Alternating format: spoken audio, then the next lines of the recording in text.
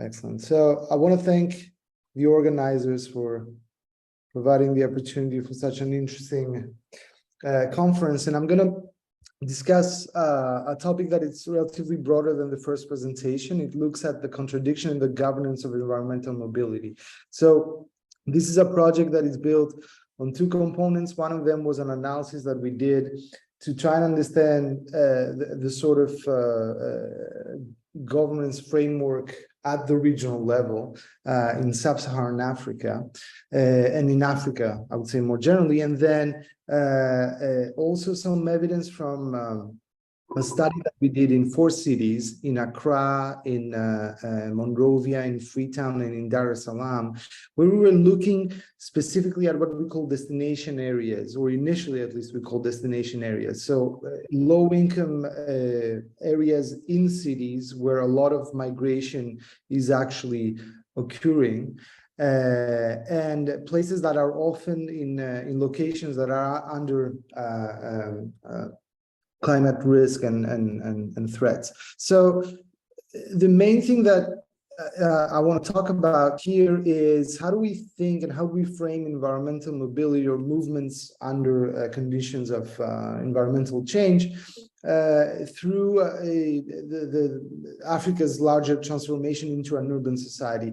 We know that some of the movements, at least, that are occurring tend to take rural to an urban direction, and trying to understand movements triggered by the environment, or in part at least by the environment, and see how they are governed across different levels. So the general argument is that there is a contradiction in terms of what the policy objectives are. And on the one hand, we have international, regional, and sub-regional norms. Particularly in Africa, there is a great development of norms and a recognition that climate change can induce displacement and migration. But at the same time, we have an urban context where a lot of the urban processes seek to control urban growth by slowing, restricting, or reconfiguring mobility in these cities. And they do so through, I would say, 3 main avenues. One of them is policy inertia, is basically not providing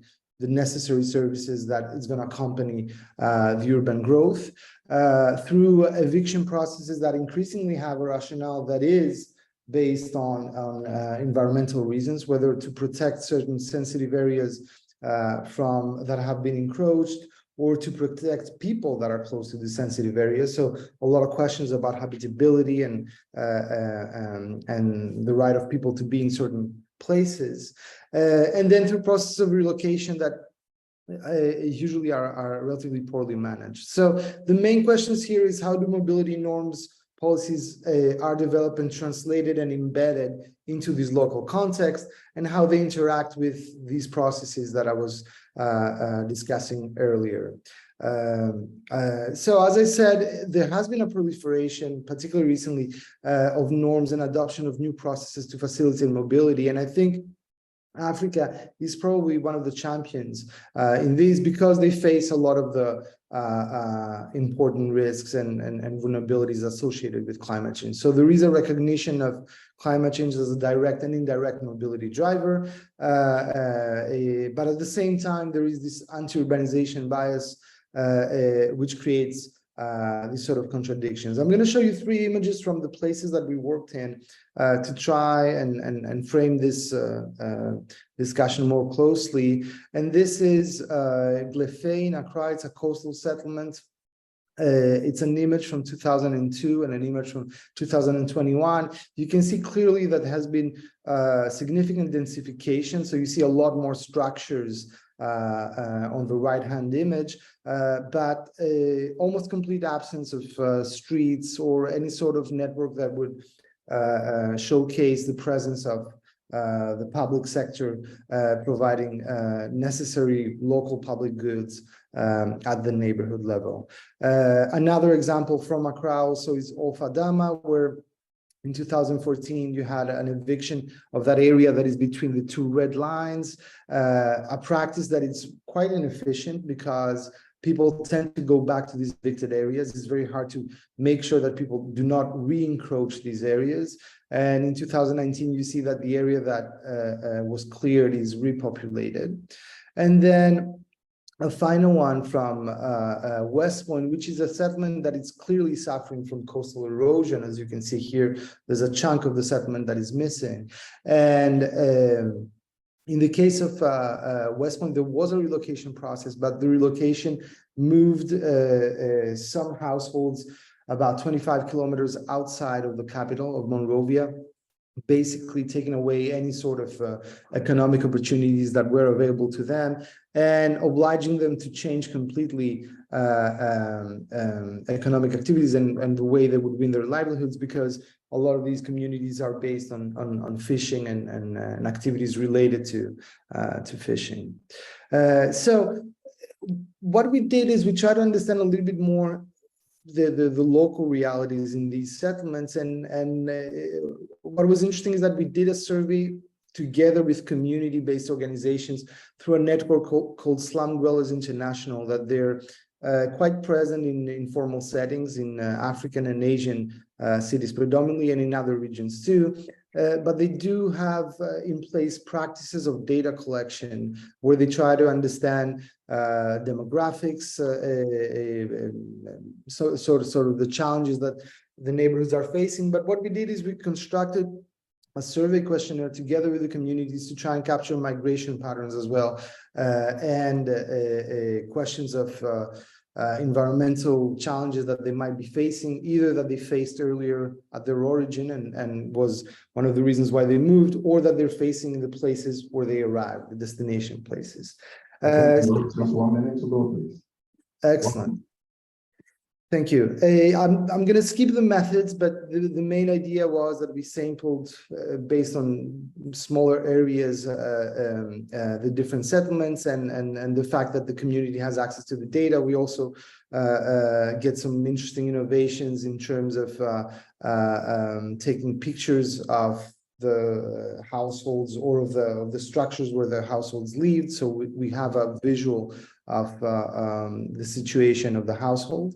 And then in terms of the findings, what we found was that these are the places where migration actually occurs. About half of the settlements are migrants that came in at least in the past 20 years. Those migrants are mostly internal migrants coming again from rural to urban areas, kind of the urbanization story.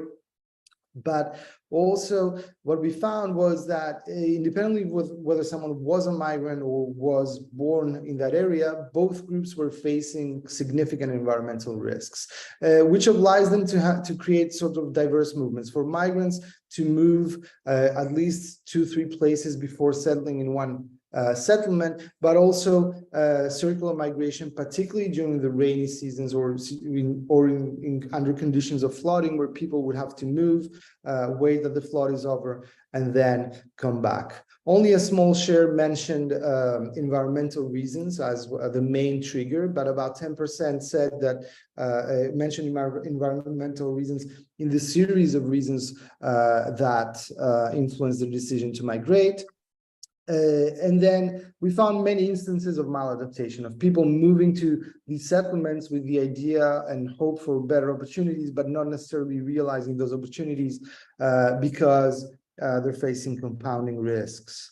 I'm going to go very quickly. I mean, flooding and water shortages were the main reasons stated as stressors in the destination neighborhoods.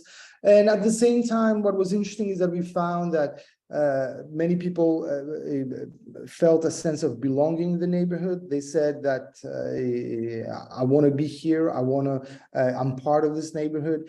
They mentioned instances of cooperation, particularly in the aftermath of extreme weather events. So how people are helping each other, either through different community groups, either as individual families, in inadequate and late government assistance in these cases. We asked a question that is hypothetical, of course, but given that it was community members that were asking the question, I think the response is interesting. About half of the settlements were asked whether if they would like to stay or move, and about half of them said they would like to stay. About another half said that they would be interested in relocated. This can be sort of initial trigger for understanding the appetite for relocation in many of these communities. And what was also interesting is that both groups that said that they want to stay or move mentioned that they would like to see better housing services. So what were the true you said 1 minute, is that right? Yeah, the time is over. If you can go to conclusion now, please. Thank you. Excellent. So in conclusion, we have complex movements in time and space driven by a combination of factors, including environmental factors, instances of maladaptation due to migration, at the same time, strong community bonds. And then in terms of recommendation, the idea of mainstreaming environmental mobility into urban policy, I think makes a lot of sense. So what are the sort of broader policies that tend to tackle urban poverty and vulnerability, and how they can be effective to create more inclusive outcomes for migrants. The necessity for local knowledge. These places are highly idiosyncratic. It's very difficult to understand them from afar, so we need to have the local perspective to get a better understanding. And then probably a general recommendation, the idea of thinking of these issues, particularly in the case of cities, from the idea of freedom of staying mobile, so giving the choice to people whether they want to stay in a specific place, or freedom of being displaced, so not having them displaced, or the choice of in a sense protecting them from forced immobility or displacement, and then providing the choice of staying in a specific neighborhood or moving if this is what people would like to. Thank you.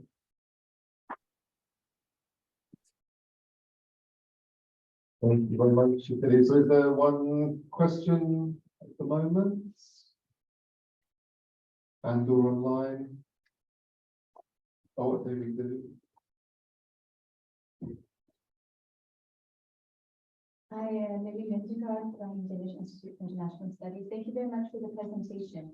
I had a question about what you were presenting about the contradictions in the approach and invite the norms from different time scales of government.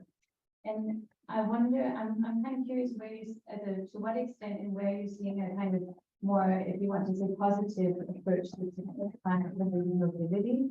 I know that you use the example of Ghana that in some policies, like I think the labor migration policy, it's been written in. But to what extent do you think that there's a legitimate support from national or international levels to really support climate-related mobility in policy, especially towards urban areas, as you just said? Yeah. So. And I think this is a bit of a difficult question, and I don't know if I'm gonna answer it fully.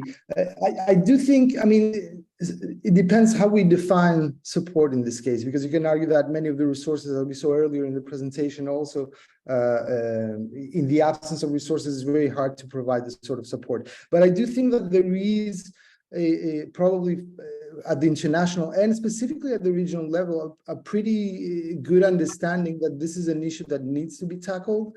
But the contradiction for me is more that the implementation of many of these policies, particularly when it comes to cities, is confronted to certain ideas and certain views of what the city is and what it should be, that is very different, right? So the idea is, how do we encourage mobility, or the notion of migration as adaptation, as we know it? But in practice, what we see is situations that are very hostile. One of the things that we found in the survey is that people would not mention just environmental change, but significantly they would say housing insecurity.